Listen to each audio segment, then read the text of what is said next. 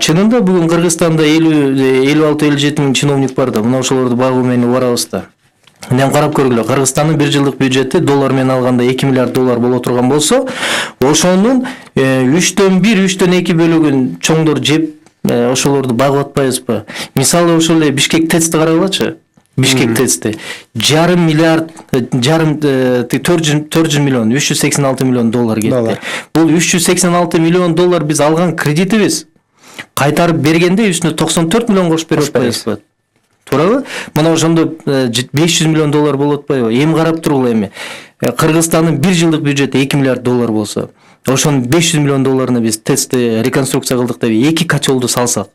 2 котелду салып атканда бир жанагы плоскогубсын 600 долларга сатып алып атсак, бир камераны 14.500 долларга алып атсак, уят деген калбай калды да биздин чиновниктерде. Мындай жөнөкөй тил менен айтканда.